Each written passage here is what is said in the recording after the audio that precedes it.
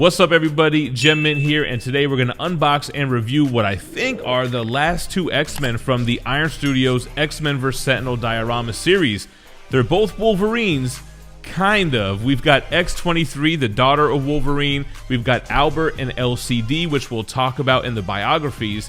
Before we jump into this, we are doing our Whatnot Wednesday comic book and statue auction this Wednesday at 5 p.m. Make sure to come check it out. We're going to auction off our Dr. Doom maquette from Sideshow, and we have a ton of great comics that we're going to auction off as well. Hope to see you there. Now let's jump into this review.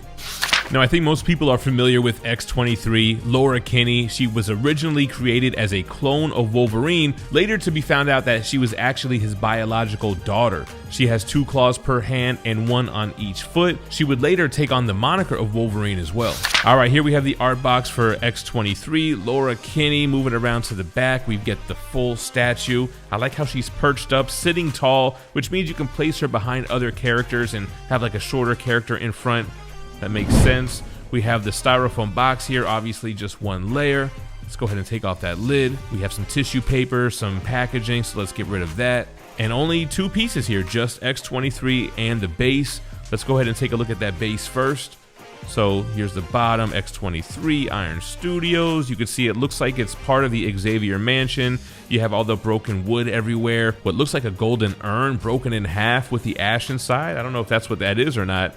And then the taller pillar, X23, all one piece. Great job on the facial expression. We've got the shiny metallic claws on her hands and feet, and she's rocking her X-Force costume too, so that's pretty cool. You got the black and the gray. You have the jet black hair with that movement going back to the right. Very cool. Easy assembly. Let's go ahead and put this base on the table. We'll go ahead and get X23 on top of the base, perched up on top. And let's take it for a quick spin. They had to do X23. I think I even mentioned this in a video back in the day on characters that they should do for this line. I'm glad she made the list here. And they could have even put her in her Wolverine costume, so they had a couple of different options there. I think this was the best way to go. Now, let's figure out what's going on with Albert and Elsie Dee.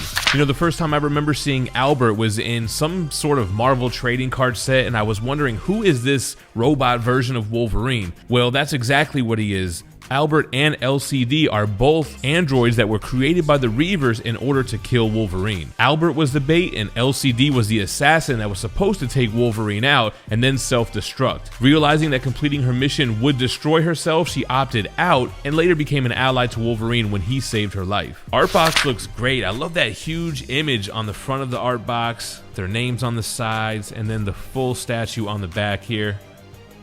Very cool. Iron Studios on the side as well. Now this box is a little bit bigger, still just one layer, so let's take that top layer off. This one has a little bit more packaging. Let's get rid of all of that along with the paper, and just 3 pieces here. So the base, Elsie Dee, and Albert. Here we have the bottom of the base, 1/10 scale. More demolished wood planks from the school. Actually, this one is all scraped up. And there's some machinery here as well, some type of pipe looking like Doc Ock's arm going to this machinery in the back. Pretty wide base. Here's little Elsie Dee. I love her commanding pose and stern look. That looks awesome as she's pointing her left finger for Albert to attack. The pigtails look great. They're long and flowing. The outfit looks great. And then, whoa, Albert. I don't know what's going on with the paint applications on the skin here. He looks super orange. Even more so in person than on camera.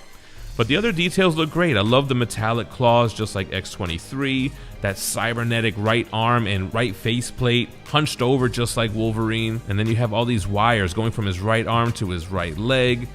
The wires on his back here, you have one going to the leg as well. All right, let's go ahead and get this assembled. So, base on the table. I actually had a little bit of trouble trying to key Albert in here. I had to wiggle it around a few times, but eventually we got it. All right, there we go. And then Elsie Dee keys onto his top left shoulder, like so.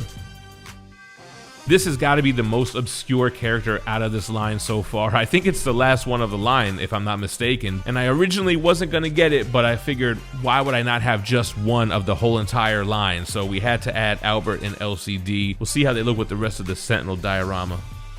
Alright everyone, it's time for the April That Spider-Man Booth subscription box. You get over $100 in retail value. That's 5 comic books, store exclusives, and ratio variants. You get access to monthly giveaways, membership-only store, and of course, 2 exclusive covers limited to this box. You'll receive a copy of The Exiled #1, which is the new Wesley Snipes book on Whatnot Publishing. This one pays homage to Deadpool Kills the Marvel Universe. There are only 300 trade dress in existence, 200 virgins, 200 foils, and 100 medals. The second one is Ninja Funk issue 4 with this beautiful Akira homage, 200 regular editions, 100 foils, and 50 medals. Swing on over to THATSPIDERMANBOOTH.com and sign up for the subscription box today. All right, guys, and there we have it. X23 retails $180, Albert and Elsie Dee $250. Let me know what you think about these guys in the comments down below. Thanks for watching as always, and stay minty fresh.